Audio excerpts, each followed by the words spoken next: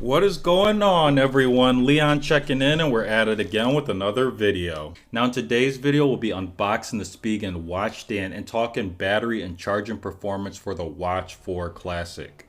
Now these devices are featured on the Samsung Galaxy playlist, so you can find information related to this topic quickly and easily. Now as for today's video, it was filmed on the Google Pixel 5a 5G and edited on the Google Pixelbook Go using the PowerDirector app from the Google Playstore. This allows us to put all the devices we reviewed through real-world usage so you can see real-world results. As always, we only feature products or services I buy, use, or am interested in. You can also find these items and related accessories at the Amazon storefront link in the description below. Don't have time to watch the whole video? We're now a podcast you can find on multiple platforms by searching for Pixels Cracked. And if you are listening to this on a podcast, you can find the more detailed video and YouTube channel by searching for Pixels Cracked as well. All things said, let's go ahead and get into it. First, we have the Galaxy Watch 3 stand, which comes in at about $13. Now, although the stand is branded for the Watch 3, it'll work with the Watch 4 Classic as well. Now, for this low price, the item requires that you use the wireless charger that's shipped with your watch. Now, the stand also works with the Spigen Rugged Armor Pro case for the Watch 4 Classic.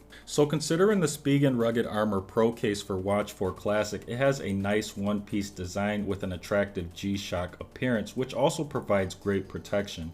But one of the cons we found out in that previous video was that this watch case prevents you from laying the watch flat on the wireless charger. So intuitively, we only had two charging positions that worked great with this Spigen Rugged Armor Pro case on the Watch 4 Classic.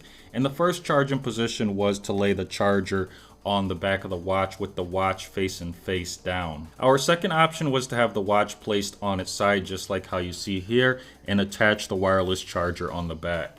So that's where the Galaxy Watch Stand comes in handy because it also works with that Spigen Rugged Armor Pro case. Contents include the stand, directions, and silicone pad.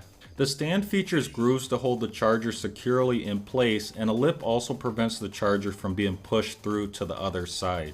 This stand also features a cable canal on the left and right side, so you can choose which side the charge cable comes out, which should aid in cable routing for your setup.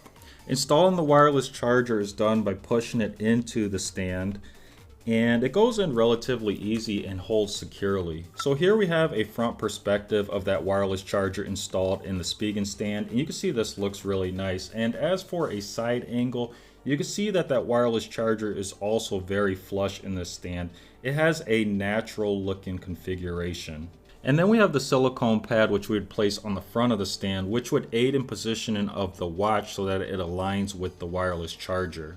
Now again, we have that Spigen Rugged Armor Pro case installed on our Watch 4 Classic, which overall makes the device thicker, and that means that that silicone pad is not going to be necessary for us in this use case. However, if you do have a smaller device or you're using the Watch 4 Classic without a case, you may be able to use that silicone pad. And then we have the underside of the stand, which features a nanotech pad. This nanotech pad gives the stand a bit of adhesion and holds it securely in place and also prevents sliding and scratching. As for that nanotech pad, it can be cleaned with water. So next we have the test, and we want to see if that Spigen watch stand stays in place when I remove the Watch 4 Classic. So I'm going to take the Watch 4 Classic off, and you can see there was no effort needed from the stand. It stayed in place really well. And I'm going to try to move this stand around quite a bit. You can see it is a little bit flexible. It's also pretty flexible this way as well, but it's staying there pretty securely. Of course, if I give it a good push, it is going to come off. But overall, it stays there really nice. Now, I'm going to place the Watch 4 Classic on the stand and see just how long it takes to initiate charge. There was a slight delay there, but it seems to line up with the wireless charger being placed in the stand, and it works as you would expect. So overall, this looks nice and it works really well.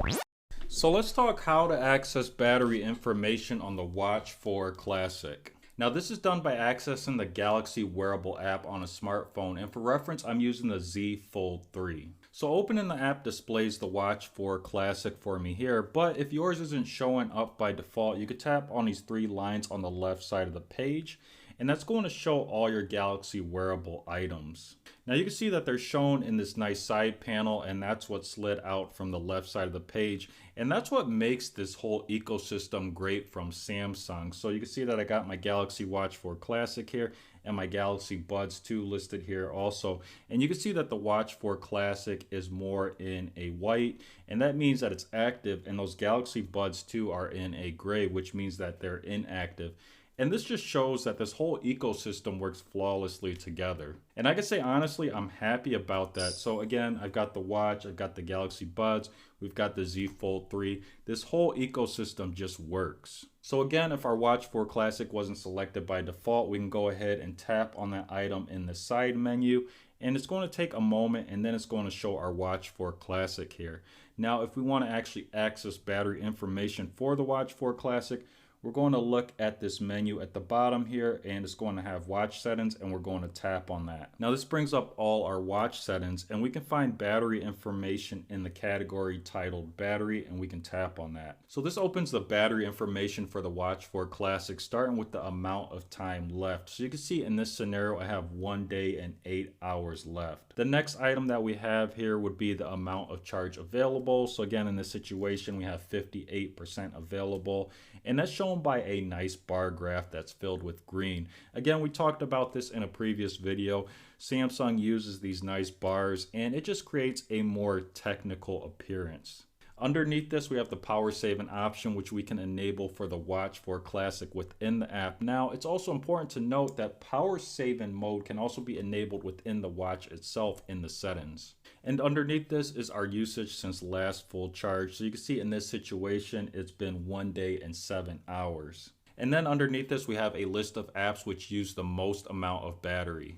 So let's talk battery performance. Now our first test was with power saving disabled and always display on until a low battery percentage. When the device reached a low battery percentage, it then asked if we would like to enable power saving, which we did. Now when power saving is enabled, it also disables always on display. Now this gave us a runtime of 1 day and 23 hours with an estimated remaining time of 4 hours and 18 minutes. Our next test was with power saving enabled, which automatically disables always on display. This gave us a runtime of 2 days and 7 hours with an estimated remaining time of 3 hours and 54 minutes. And then we have charging, and the Watch 4 Classic estimates charging time on its display, and it's fairly accurate.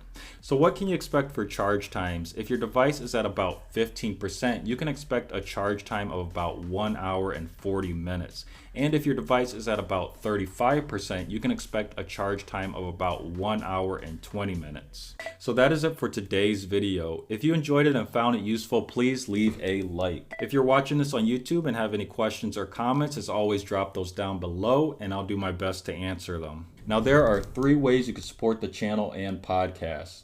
The first way is to click on the Amazon storefront link in the description below. There you'll find items that I have bought or would like to buy, and anything you buy from the storefront does support the content. The next way you can show your support is just by sharing this video with someone who might enjoy it or find it useful. And the last way you can show your support is just by clicking the subscribe or follow button. Now liking and subscribing are important. Those are your ways to vote on whether you like the video or the podcast. Liking and subscribing are also important for new viewers and listeners. If new viewers and listeners see likes and subscribers, they're going to think that the content is helpful, worth watching, and listening to. So that is pretty much it. And until next time, Leon checking out.